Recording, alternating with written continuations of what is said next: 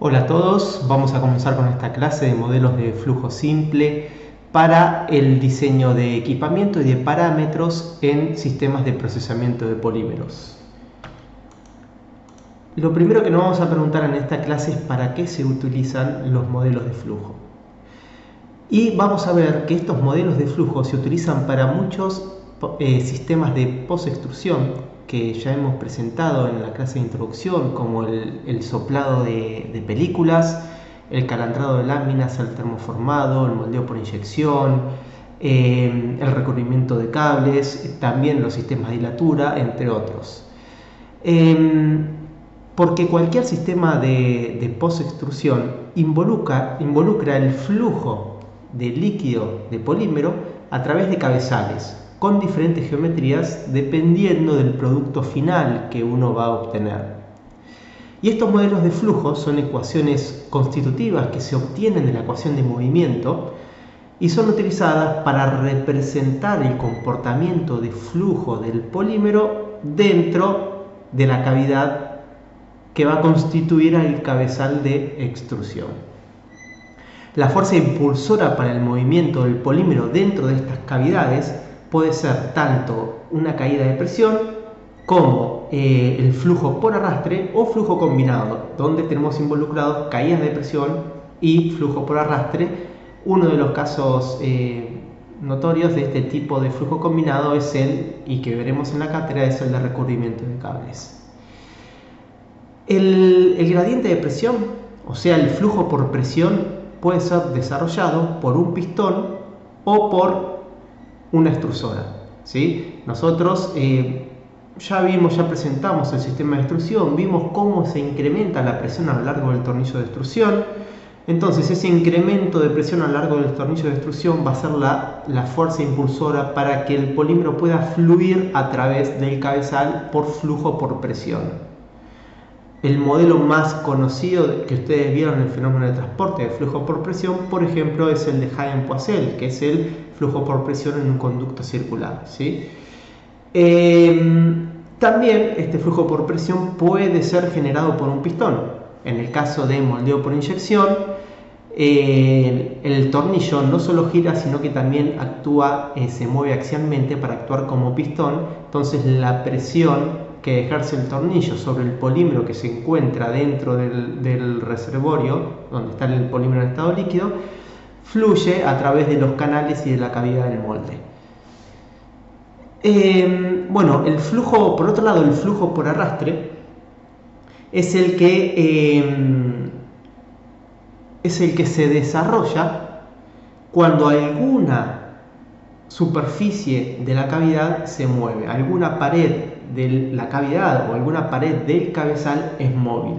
En ese caso es que vamos a tener un flujo por arrastre.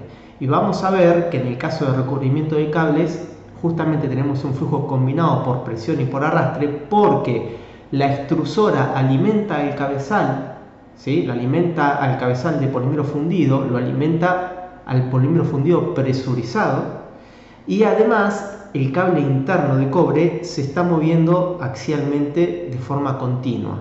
Entonces el cable actúa como una pared de nuestro cabezal, de forma tal de que el movimiento del cable produce el flujo por arrastre y en la presión que nos entrega la extrusora produce el flujo por presión. Bueno, las ecuaciones resultantes de todo esto se llaman modelos de flujo, ¿sí? Entonces ellas definen a la velocidad de flujo, definida como el volumen de material por unidad de tiempo que fluye a través de la cavidad, como función de la caída de presión a través de la cavidad, en el caso de flujo por presión, o la velocidad de la superficie en movimiento de la cavidad en el caso de flujo por arrastre. Entonces, estos modelos de flujo, en el caso de flujo por presión, nos relacionan el caudal con la caída de presión, y en el caso de el flujo por arrastre nos relacionan el caudal con la velocidad de la superficie móvil de la cavidad. Y obviamente en el flujo combinado nos va a relacionar el caudal con ambas expresiones, tanto con la presión como con la velocidad de la superficie móvil del cabezal. Bueno, estos modelos de flujo vienen las expresiones de los modelos de flujos, se obtienen a partir de la ecuación de movimiento para fluidos viscosos, ¿sí? La que ustedes conocen del fenómeno de transporte es la ecuación de Navier-Stokes, que se aplica a fluidos newtonianos, ¿ok? Entonces, a partir de esta ecuación de Navier-Stokes es que nosotros, por ejemplo, para el flujo en un conducto circular, para el flujo por presión en un conducto circular, podemos obtener esta expresión que relaciona el caudal con la caída de presión a lo largo de nuestra geometría. Y las constantes a partir de las cuales se relaciona esto son las constantes geométricas, que son el radio del capilar y la longitud, y la viscosidad del material, ¿sí? Justamente acá estamos teniendo en cuenta al fluido como newtoniano, o sea que su viscosidad no se modifica con la velocidad de deformación. Continuando con este caso del flujo por presión en un conducto circular, es que primero vamos a analizar qué pasa cuando el fluido no es newtoniano, sino que tiene un comportamiento pseudoplástico, como es el caso de los polímeros, o sea que la viscosidad disminuye en función de la velocidad de corte.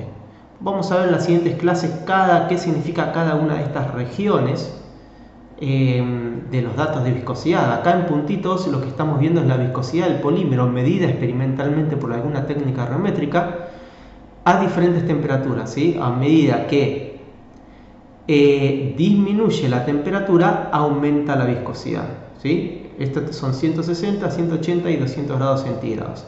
Y los polímeros por lo general se comportan de la siguiente manera. Tenemos una primer zona a baja velocidad de corte, lo que llamamos bajas velocidades de corte para polímeros, que es aproximadamente hasta 1 segundo a la menos 1, ¿sí?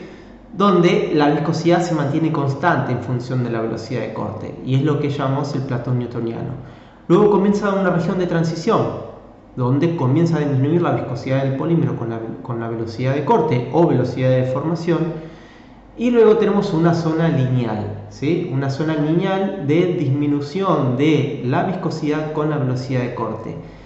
Y esta zona lineal es la que queda bien representada por lo que llamamos la ecuación constitutiva tipo ley de la potencia, ¿sí? Si nosotros tenemos la viscosidad igual a un factor preexponencial por la velocidad de corte a la n-1. Si aplicamos logaritmo a ambos miembros, pues esto está en escala logarítmica, siempre se grafica la viscosidad en función de la velocidad de corte en escala logarítmica. Aplicando el logaritmo a ambos miembros vamos a tener que la pendiente de esta zona va a ser igual a n-1 y logaritmo de k va a ser igual a la ordenada al origen, ¿sí? Entonces, esta es la ecuación constitutiva que se utiliza para deducir las ecuaciones que relacionan el caudal con la caída de presión para un fluido tipo ley de la potencia, ¿sí? Ya no para un fluido newtoniano, sino para un fluido tipo ley de la potencia, en el cual queda bien representada la disminución de la viscosidad con la velocidad de corte en la zona en que esta disminución es lineal, ¿sí? Vamos a ver que hay otras expresiones que ajustan mejor todo el rango de valores de viscosidad en función de la velocidad de corte. Bueno, entonces, si analizamos estos dos puntos, o sea, tanto el flujo tipo ley de la potencia como el flujo newtoniano para un flujo por presión en un conducto circular, que es un caso de una geometría simple, entonces vamos a poder definir a la velocidad de flujo o velocidad de producción como la cantidad en volumen de material por unidad de tiempo que atraviesa a este conducto de longitud L, ¿sí? Definimos a la caída de presión como delta P, o sea, la caída de presión va a ser delta P si el fluido se está moviendo hacia la derecha. Obviamente que la presión 1 tiene que ser mayor a la presión 2, ¿sí? Acá pusimos 0, esto no es real porque por lo general a la salida de los sistemas de procesamiento de polímeros tenemos presión atmosférica, no vacío, ¿sí?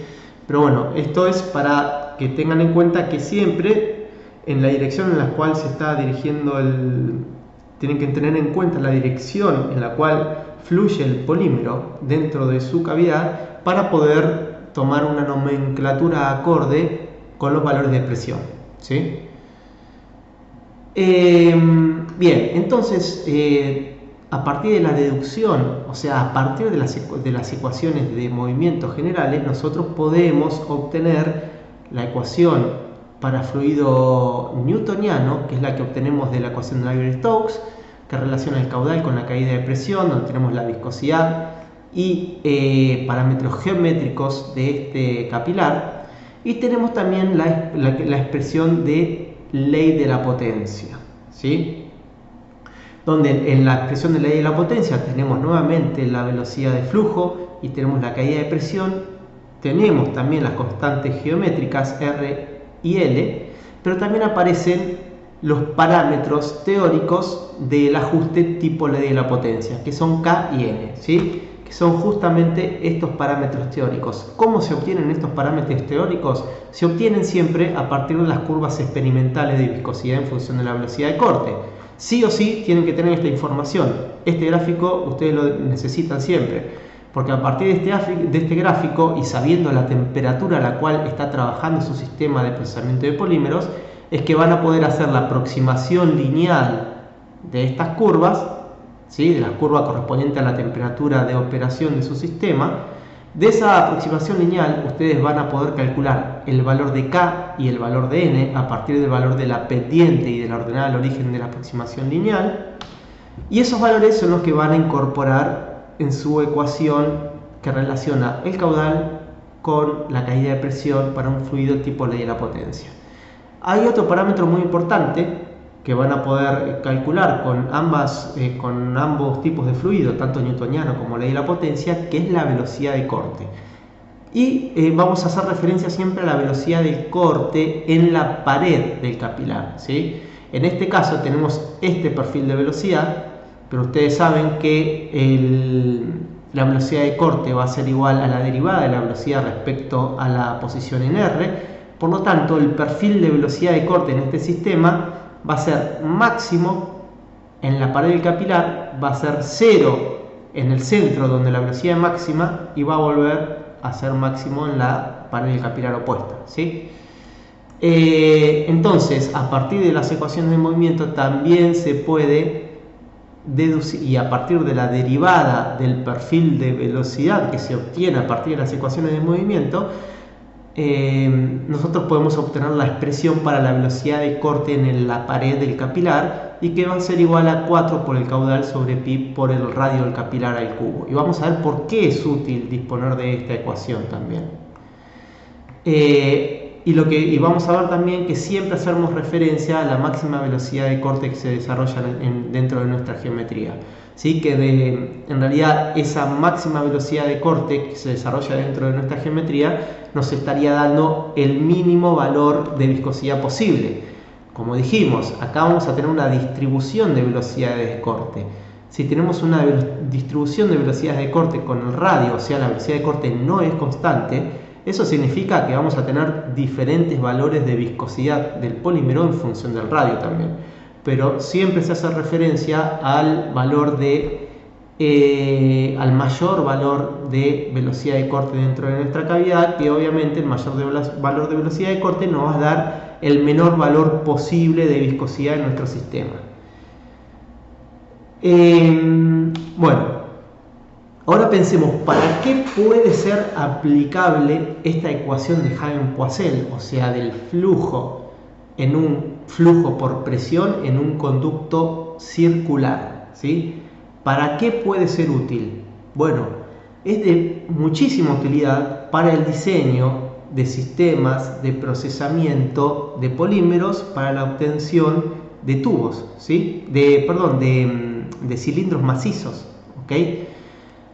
Si uno quiere obtener un cilindro macizo o un hilo de sección circular por extrusión, a la salida de la extrusora sí o sí tiene que poner un cabezal que tenga una sección transversal circular, o sea que el cabezal que se encuentra a la salida, al final, colocado al final de la extrusora para la obtención de hilos o de o de estas piezas que recién dije el nombre, de tubos, no son tubos, sino son perfiles justamente de sección circular, macizos, perfiles macizos de sección circular, vamos a llamarlo de esa manera. Entonces, el cabezal que tenemos que poner en la punta de la extrusora tiene que ser de sección transversal circular y va a tener un radio determinado y una longitud determinada dependiendo del producto que vayamos a fabricar. Obviamente, en este tipo de cilindros macizos vamos a tener un diámetro de cabezal y una longitud de cabezal mucho mayor que cuando estamos procesando hilos, ¿sí? Pero la geometría del cabezal va a ser la misma. Y todo lo que define el diseño de estos sistemas de procesamiento de polímeros, la forma que nosotros vamos a disponer de información sobre la velocidad de producción de nuestro sistema, o sea, qué cantidad de producto voy a poder obtener en función del tiempo y qué tipo de extrusora voy a necesitar, eso lo podemos determinar muy fácilmente con la ecuación de modelo de flujo de Hagen-Poiseuille, ¿sí? Para el flujo por presión en un conducto circular, ¿sí? Bueno, y ahora supongamos que queremos calcular cuál es la caída de presión que se va a generar a lo largo de un cabezal de hilos para el diseño del sistema de procesamiento de polímeros, ¿sí? Entonces yo digo que necesito fabricar un hilo de un diámetro determinado, por lo tanto voy a tener definido cuál tiene que ser el diámetro de nuestro cabezal. Y también uno puede definir la longitud del cabezal en función de ese diámetro. Ahora, yo voy a necesitar conocer cuál va a ser la caída de presión que se me va a generar al utilizar un polímero determinado al hacer fluir al polímero a través de ese cabezal circular, ¿sí? El polímero nosotros tenemos que forzar a hacer pasar el polímero a través de un cabezal de un diámetro determinado según el diámetro del hilo que queramos fabricar y de una longitud determinada que va a estar que la podemos setear previamente. Entonces, lo que a nosotros nos va a dar la presión, o sea, la fuerza impulsora para hacer fluir al material a través de este tipo de cabezal, va a ser el incremento de presión que nos va a otorgar la extrusora, ¿sí? Entonces es muy importante determinar cuál va a ser la caída de presión en el cabezal, porque toda la caída de presión en el cabezal va a ser igual al incremento de presión en la extrusora, ¿sí? Nosotros fuera del cabezal tenemos presión atmosférica. A la entrada del material en la extrusora, en la torre de la extrusora, tenemos presión atmosférica. O sea, entra el material por la extrusora, presión atmosférica, se incrementa la presión hasta la entrada del cabezal y luego comienza a caer la presión a lo largo del cabezal hasta que la presión es cero, ¿sí? Entonces, esta caída de presión en el cabezal, que es lo que nosotros nos va a producir el flujo del polímero a través del cabezal, es igual al incremento de presión que nosotros necesitamos en la extrusora. Por eso es muy importante poder calcular para una determinada geometría de cabezal y para una dada velocidad de producción, que va a ser la velocidad de flujo, es muy importante poder calcular cuál va a ser la caída de presión, porque eso nos va a permitir diseñar nuestra extrusora, ¿sí? Bueno, el primer paso que necesitamos para resolver la ecuación de Hagen-Poiseuille para el flujo por presión en un conducto circular es obtener las curvas experimentales de viscosidad en función de la velocidad de corte para un polímero a la temperatura a la cual se va a encontrar el cabezal en operación.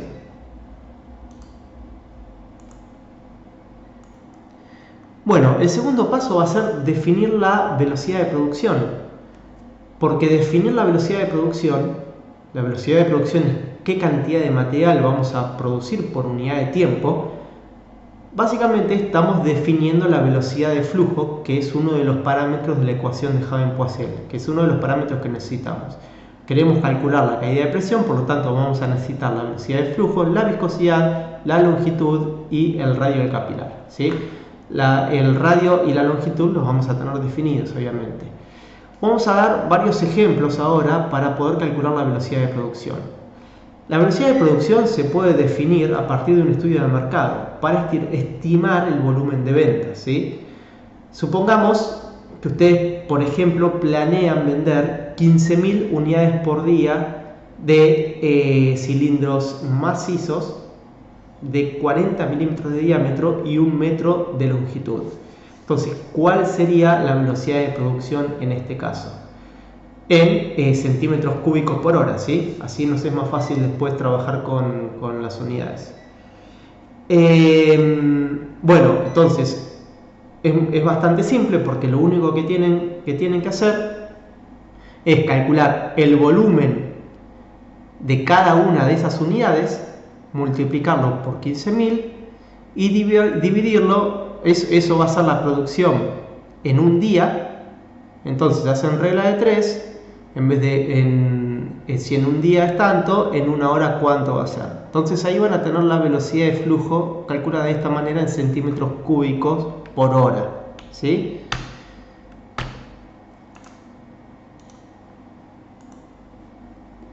Bueno, veamos otro caso. Supongamos que nosotros queremos medir la velocidad de flujo, la velocidad de flujo Q, de manera online, ¿sí? O sea, mientras está en proceso la producción. Lo que podemos hacer, si que necesitamos la velocidad de flujo en volumen por hora, ¿sí? En cantidad de material, en centímetros cúbicos por hora, por ejemplo, lo que podemos hacer es pesar la cantidad de cilindros macizos que se producen en una hora. A partir del peso y teniendo la densidad del polímero, que si uno no dispone del valor exacto de la densidad, podemos aproximarla como la densidad del agua, igual a 1 gramo por centímetro cúbico. Entonces, a partir de eso, nosotros podemos calcular el volumen de material en una hora. A partir del peso y con la densidad, podemos calcular el volumen de material en una hora y luego pasarlo a las unidades que necesitemos. Si acá usamos centímetros por segundo, será centímetros por segundo. Vamos a ver otro caso, ¿sí? Otro caso para controlar la velocidad de flujo es controlando la dosificación de material en la tolva principal de la extrusora. ¿Por qué? Si nosotros controlamos la dosificación en la tolva de la extrusora, entonces el caudal va a ser constante a lo largo de todo el proceso, ¿sí?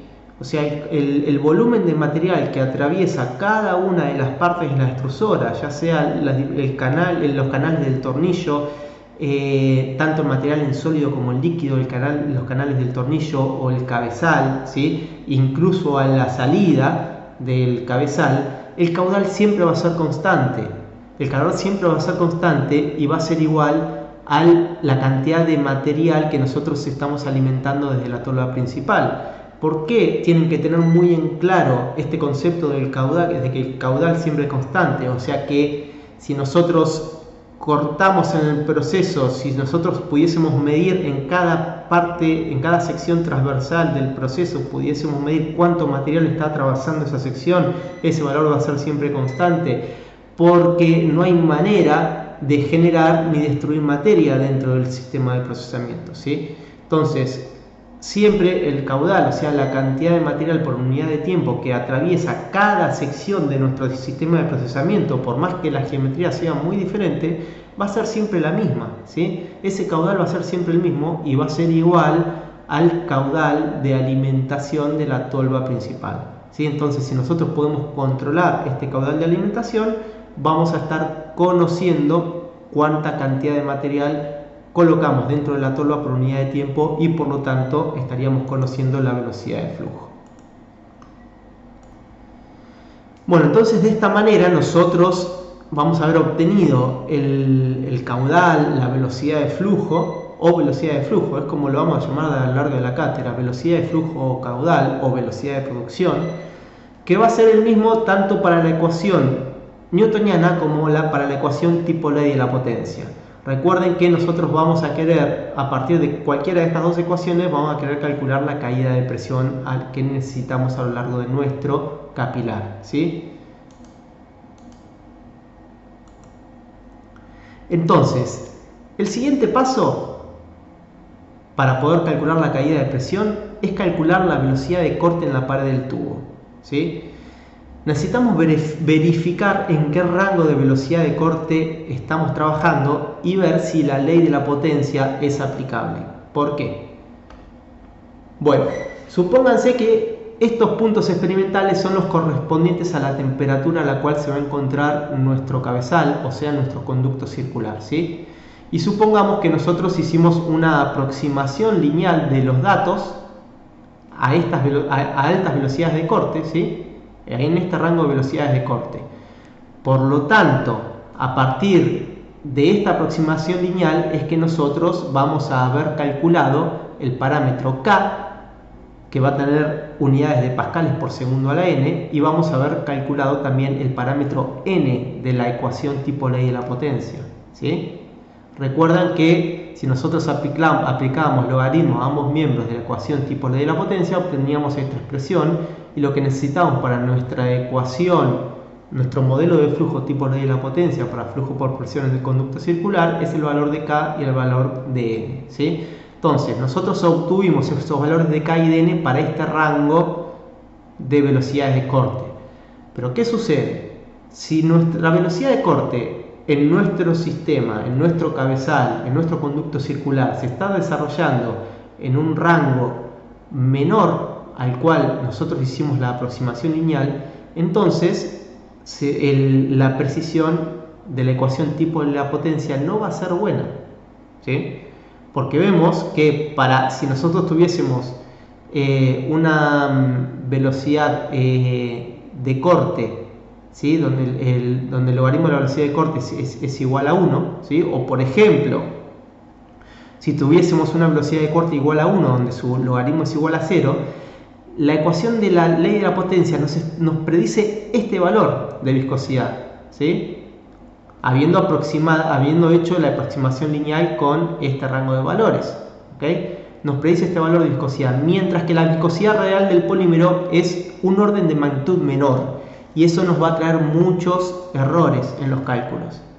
Por eso que es importante, si nosotros vamos a aplicar la ecuación tipo ley de la potencia, es importante que verifiquemos previamente en qué rango de velocidades de corte vamos a estar trabajando, ¿okay? Dentro de nuestro cabezal. Y esta velocidad de corte, hay expresiones para calcular la velocidad de corte tanto para fluido newtoniano como para fluido ley de la potencia. Hay soluciones analíticas para este caso de flujo por presión en un conducto circular, ¿sí? Entonces, si con los datos que definimos previamente, nosotros acá en algún lugar tenemos que haber definido la longitud y el caudal, ¿sí?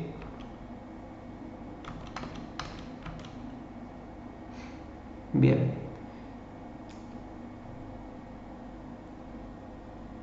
Bien, a partir de estos datos experimentales lo que hicimos fue obtener los valores de K y N, y también dimos valores tanto al radio como al caudal, y de esa forma se pueden calcular para los mismos parámetros de caudal y de radio, se puede calcular la velocidad de corte como un fluido newtoniano y la velocidad de corte como fluido ley de la potencia.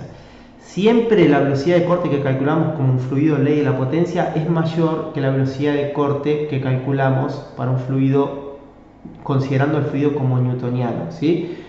Vamos a ver después, más adelante, cuando veamos fenómenos viscoelásticos y geometría de polímeros, por qué es que sucede esto, porque esto tiene una razón física. Bien, entonces este paso que decíamos que era el paso número 3 es calcular la velocidad de corte en la pared del tubo. Si nosotros dimos esto con valores que les dimos, tenemos una velocidad de corte en la pared del tubo de 69 segundos a la menos 1 como fluido newtoniano y 91 como fluido tipo ley de la potencia. Por lo tanto, quedamos levemente fuera de la aproximación lineal que hemos realizado, ¿sí? Vemos que nuestros valores caen fuera de los seleccionados para hacer la aproximación lineal. Por lo tanto, la ecuación tipo ley de la potencia nos va a predecir una viscosidad levemente superior a la viscosidad real del polímero. Bueno, ahora lo otro que nos queda es calcular la caída de presión a lo largo del cabezal. Como les dije anteriormente, esta caída de presión a lo largo del cabezal, que va a ser un conducto cilíndrico en este caso, es la fuerza impulsora para que el polímero pueda fluir a través de este cabezal, ¿sí?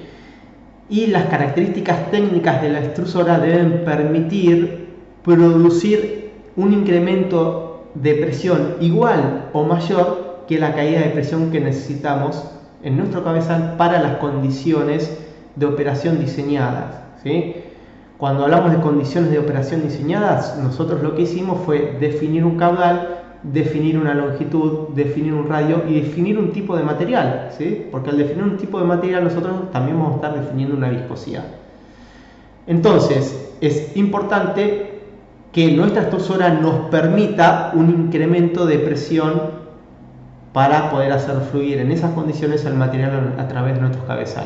Si nuestra extrusora no nos permite ese incremento de presión, entonces vamos a tener que modificar la geometría del tornillo, vamos a tener que modificar la velocidad de rotación de tornillos, vamos a tener que hacer modificaciones sobre esa extrusora para poder incrementar la presión a los valores que necesitamos.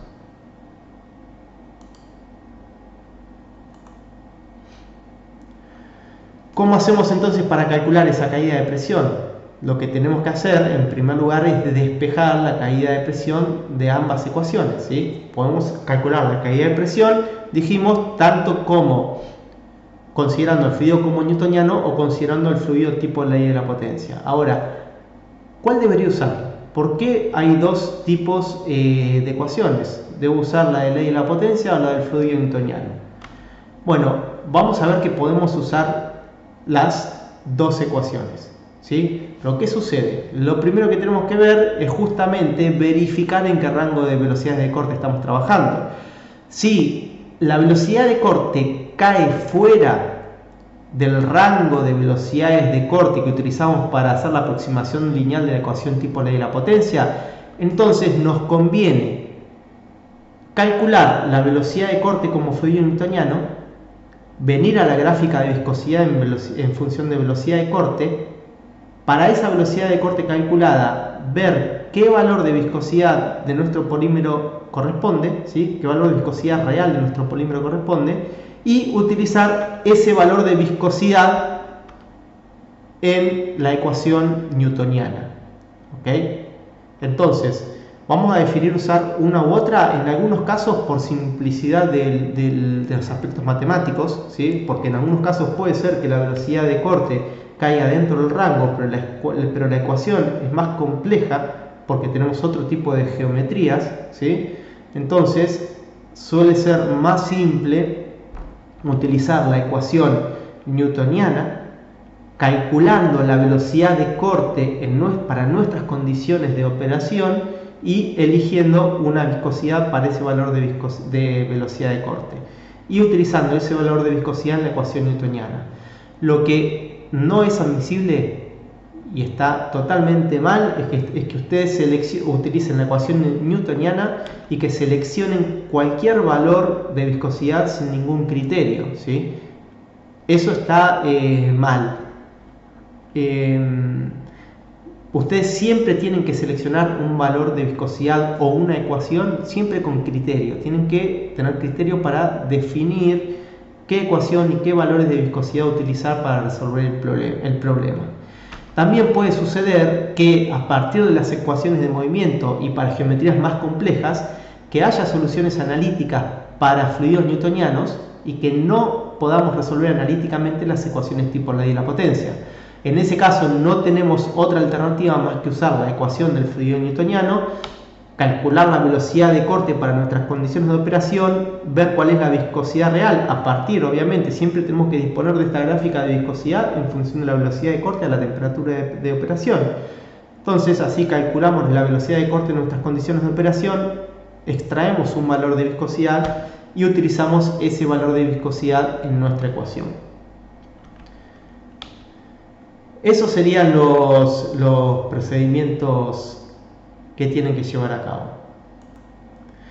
Bueno, ahora vamos a cambiar de geometría. Dejamos de pensar en cilindros macizos o en hilos que correspondían al flujo en un conducto circular y ahora pensamos en láminas, ¿sí?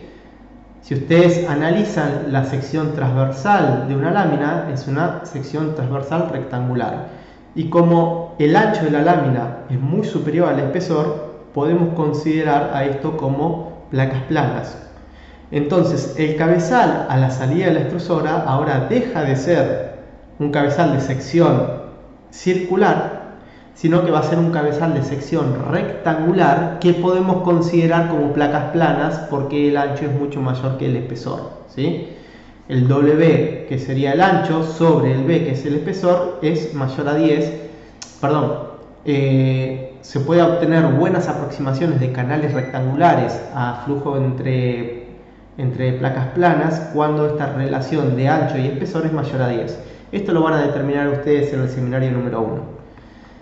Bien, entonces, en este caso, las ecuaciones se modifican levemente, ¿sí? El modelo de flujo para un fluido newtoniano, para un flujo entre placas planas, vemos que adquiere esta forma donde tenemos el ancho de la placa, el espesor, ¿sí? El gap entre placas, y la longitud. O sea, el espesor, el gap entre las placas, el espacio entre las placas, es lo que nosotros nos va a definir el espesor final de nuestra lámina, ¿sí? Y el ancho de nuestras placas, o sea, el ancho del cabezal, nos va a definir obviamente el ancho de nuestra lámina. O sea que esos son, por lo general, son dos aspectos que están definidos. Y si nosotros comparamos la ecuación para flujo entre placas planas para fluido newtoniano con la ecuación para flujo en un conducto circular, vemos que son muy similares, ¿sí? Y la diferencia es que cambia lo que llamamos la constante geométrica. Y a esa constante geométrica la vamos a llamar K, ¿ok? Por lo tanto, hay una ecuación general para cualquier geometría que relaciona para flujo por presión el caudal con la presión y la viscosidad del fluido, ¿sí? En el caso de flujo entre placas planas, esta es la expresión para la velocidad de corte en la pared de la placa, porque nuevamente vamos a tener la mayor velocidad de corte en la pared de la placa, ya que tenemos un perfil de velocidad parabólico y la derivada de este perfil respecto a la coordenada en y va a resultar en un máximo en la pared de las placas y un 0 en el centro, ¿sí? Bien. Ahora analicemos ahora la fabricación de tubos, ¿sí? Tubos de pared gruesa e incluso tubos de pared fina. En este caso, el cabezal no va a ser circular ni tampoco va a ser una placa plana, sino que va a tener la forma de un anillo, ¿sí? Que es lo que llamamos flujo por presión en cabezal anular, ¿sí? El polímero fluye a través del gap formado entre la superficie exterior y la superficie interior. Este es un esquema típico de un cabezal de producción de tubos, ¿sí? El material desde la extrusora ingresa, fluye. Esto es un ánulo, estamos viendo un corte del cabezal. Esto está en tres direcciones. Lo que estaríamos viendo si hacemos un corte en la dirección que está saliendo a la pantalla, estaríamos viendo anillos de diferentes diámetros y de diferentes espesores, ¿ok? Y si vamos a la zona en cuestión que nos interesa analizar a nosotros con una ecuación simple, es la zona final, donde vamos a tener un flujo anular, ¿sí? Un flujo anular y recto, donde ni su ancho ni su espesor varían en función de la longitud.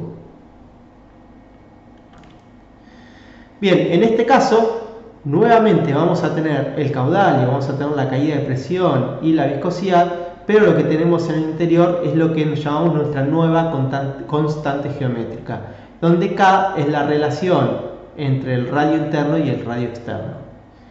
Luego tenemos también el radio R0, que es el radio externo, tenemos también a L dentro de nuestra constante geométrica, que nuevamente vamos a ver que esta ecuación para el flujo por presión en un conducto anular, que sirve para diseñar los cabezales y sistemas de extrusión para fabricación de tubos, vemos que la ecuación que rige el flujo dentro de este tipo de cabezales es igual a las anteriores, ¿sí? Donde tenemos el caudal, una constante geométrica, caída de presión y viscosidad. Obviamente este es el caso de la ecuación para un fluido newtoniano. Bueno, como conclusiones finales, en los modelos de flujo simple que hemos visto se asumen, o sea, para desarrollar las ecuaciones a partir de las ecuaciones generales del movimiento, se asume flujo isotérmico, flujo completamente desarrollado, flujo laminar y flujo en estado estacionario. Entonces, estas ecuaciones se utilizan para cálculos robustos para el diseño de sistemas de procesamiento de polímeros, de equipamientos y de moldes. En muchos sistemas de post-extrusión, estas líneas de procesamiento, los cabezales de este tipo de líneas de post-extrusión, tales como calandrado, perfiles y películas de soplado, los cabezales tienen formas más complejas, ¿sí? Las áreas transversales de los cabezales no suelen ser tan simples como la que hemos visto. Y además, por ejemplo, en moldeo por inyección tenemos también flujos no isotérmicos y no estacionarios que deberían ser considerados. Obviamente que le otorgan complejidad a las ecuaciones que hay que resolver.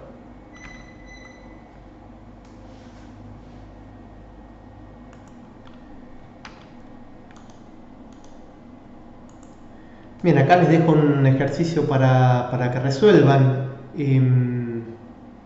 Ya tienen todos los conocimientos para poder realizarlo.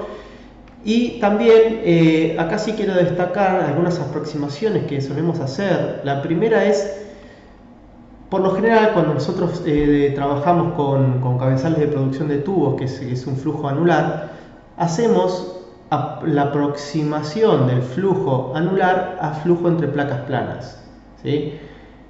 Lo que ustedes van a determinar en el seminario 1 es que esta aproximación tiene bajo error cuando el valor de K es mayor a o igual a 0,5, donde el valor de K es la relación entre el radio interno y el radio externo de la geometría anular, ¿sí? Ahora, si ustedes pasan de utilizar esta ecuación para flujo anular al flujo entre placas planas, van a tener que utilizar los valores de radio interno y radio externo para poder definir los valores de W y de B, ¿sí? Es simple en el caso del valor de B, porque B sería el gap de nuestras placas, por lo tanto va a ser la diferencia de los radios, radio externo medio radio interno, va a ser la separación entre placas, ¿sí? Que es la separación del ángulo. Pero ¿cómo hacemos para calcular el W, que es el ancho? El W sería el ancho de nuestra placa. El L obviamente va a ser el mismo, pero el W es el ancho de nuestra placa. ¿Cómo hacemos para calcularlo? Bueno, en ese caso, acá hay un esquema que lo representa. Entonces nosotros lo que nos tenemos que imaginar es que hacemos un corte de nuestra placa. Acá estamos viendo de frente al ánulo, estamos viendo al ánulo de frente. Hacemos un corte y lo que hacemos es aplanar en ese corte, estirar, abrir el ánulo, ¿sí? De forma hasta que lo convierte uno en placas planas. Pero ¿qué sucede? Esta es la superficie interna de nuestro ánulo. Esta es la superficie externa y lo blanco es por donde fluye el polímero, ¿sí? Entonces, la superficie interna de nuestro ánulo es lo que va a formar luego la placa superior de nuestra placa plana. A partir del perímetro de esta superficie interna es que nosotros vamos a poder calcular el ancho de nuestra placa superior. Pero obviamente el ancho de la placa inferior va a ser mayor porque tiene un perímetro mayor, ¿sí? Y entonces el ancho de nuestra placa plana inferior va a ser igual al perímetro de la superficie externa del ángulo, ¿ok? Entonces, el valor de W que vamos a utilizar nosotros en nuestra ecuación de placas planas, al aproximar la del ángulo a la de placas planas, el valor de W va a ser igual al promedio de los perímetros de la superficie externa y la superficie interna de nuestro ángulo, ¿sí? Ese va a ser el valor de W que vamos a usar de ancho de placa plana que vamos a utilizar en nuestra ecuación al aproximarla. Bien, ustedes van a ver también en los apuntes otro tipo de flujo, flujo por arrastre entre placas planas, flujo por arrastre axial en un conducto anular, flujo por arrastre circular anular y también flujos combinados. Eso sería todo para los modelos de flujo simple. Muchas gracias, saludos.